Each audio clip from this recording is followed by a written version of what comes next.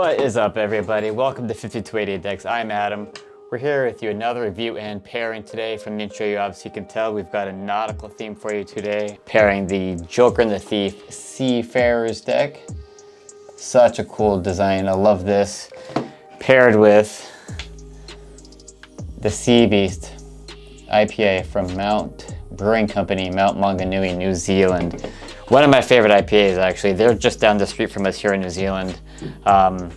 We're from Colorado, but we've been on a year trip here in New Zealand, and we got really lucky to have a nice local brewery here. They've been here since '96, so they've kind of been ahead of the whole craft beer craze, but now that they've really got their recipes down, they've been able to just capitalize on this whole craft beer boom, and are one of the best, I think. And the Seafarer deck is one that's actually really near and dear to me because this is the first deck that got me into this whole world in the first place. So this deck is special to me. It's the first one that got me into this whole world, and I'm obsessed now, obviously. So I owe a lot to Joker and the Thief and this deck in particular.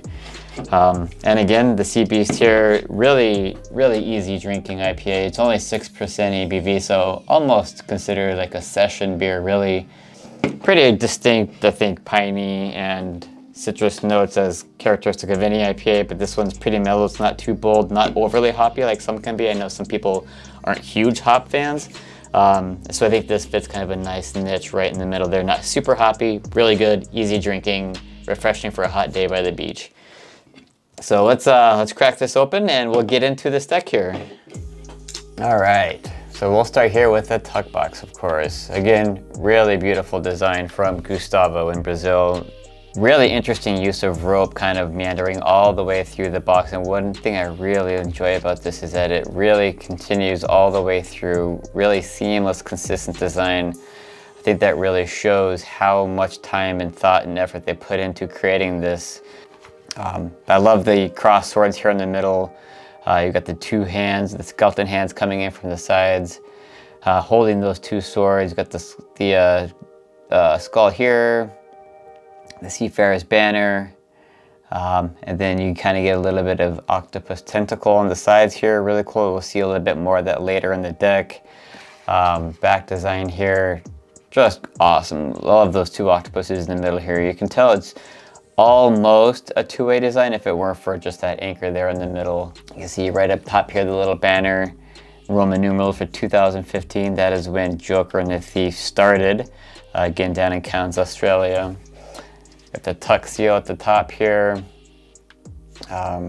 Really cool faded red. And I really like this. When you open the tuck box, you get the octopus guy right there. So you kind of get the three octopuses here in a row.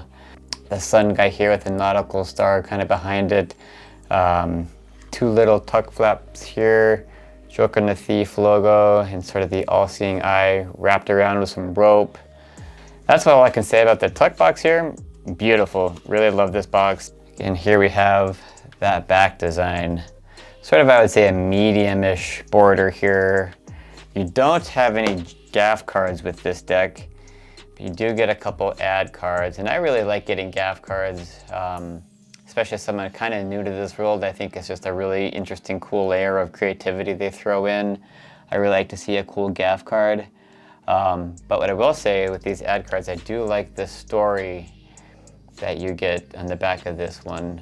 I think that's a really cool little touch, at least for an ad card, certainly. From the darkest depths, from the furthest horizons, they come, the great seafarers sailing for eternity on strange waters. The Joker and the Thief return. Boy, that is just awesome. I love that. For an ad card, that's pretty cool. Otherwise, ad cards I think are kind of throwaway cards. I use those as practice cards, especially like the snapshot, flip it around, snap it, catch it. Really cool. Ad cards are good for that. But let's move on here. So with every Joker and the Thief deck, something that's kind of iconic for them, you get not two Jokers, you get a Joker and a Thief. And I think these are so cool. You can see that both are being wrapped up by the octopi tentacles there. A really beautiful color combination with the red and the green. The green is super faded, super dark, but the red is a nice accent to it, the complementary colors there. You can see the thief with the skull and the Joker with the human face there, both being wrapped up with the tentacles, tied up in rope. The Joker has the skull in his hand. Obviously the thief has a skull for his head there. I love the water patterns at the bottom there with the accents of red. Beautiful, beautiful Joker and the Thief cards. And let's get to the spades, starting with the ace, of course. One of my favorite ace of spades. You can see the design here. I was able to find one of the sketches from the original Kickstarter page that shows a bit of the process they went through to create this. You see the all-seeing eye there kind of glowing with those lines in the background. You get the octopus, Joker and the Thief banner, octopus tentacles around the skull there. Really cool, kind of, you get the custom indices, custom pips, kind of a fat spade there. Really cool looking ace of spades. All right, so let's get to the court cards. We'll start with the hearts here. And you'll notice a running theme through all the different courts. This one, obviously, you can tell the hearts is the octopus theme. You can see the tentacles represented, wrapped around each of the courts here.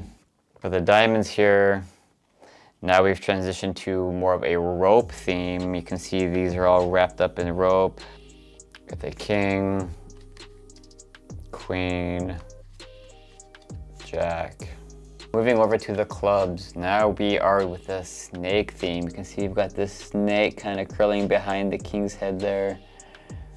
Now we don't have that red accent, but we do have that replaced with silver. Sort of a subtle, sort of gray silver foiling. I don't know if you can pick that up with the light there, but not a really bold design element, but something really subtle, like in sort of with some of the elements of the tuck box sort of hidden in there, that sort of serve as happy little discoveries when you're checking out the design.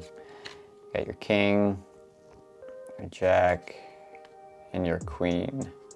Very cool club courts for sure. And finally the spades. We have your king. With spades, the theme is obviously rope. You've got all sorts of rope work all around the edges here. To your queen, to your jack. I really love the little points here off the dagger. Gives it a nice little touch. They really thought of everything. Gustavo did a great job with this design. I can't say that enough. And then all your standard number cards. You can see here, just flipping through. It's not a bright, vibrant red, but more of that muted theme, again carried through with the quartz and the tuck seal. Same with the hearts here, custom indices, custom pips, and then instead of black spades and club cards, you have that faded green. I love custom colors in decks like this. Really, really well thought out design. There's that ace of spades again, and then into your club cards. And again, USPC crushed stock, so it's going to handle really well. Fans really, really, really smoothly. So there we have it. Seafarers deck by Joker and the Thief. SeaBeast IPA, Mount Brewing Company, Mount Maunganui, New Zealand. I hope you guys have enjoyed this review.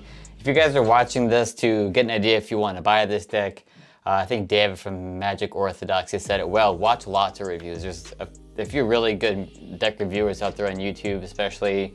I recommend checking them all out. They all have really interesting insights, especially David Magic Orthodoxy. Gentleman Wake, of course, huge production value.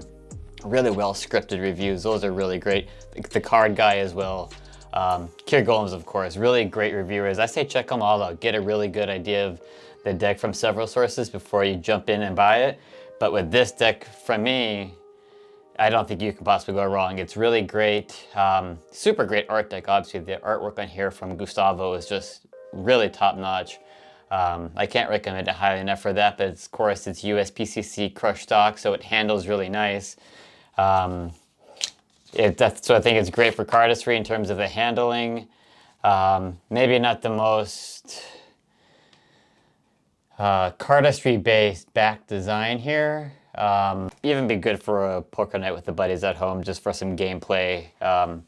But can't highly recommend this deck enough. It's one of my favorites, absolutely, and like I said, the one that started off for me. So thank you so much for watching, everybody. I really appreciate having you here. As you know, with everybody, it really means a big deal to us to like, subscribe, even hit that notification bell, because that really helps these videos get out there so you guys can find them. Thank you so much, everybody, and we'll see you in the next one.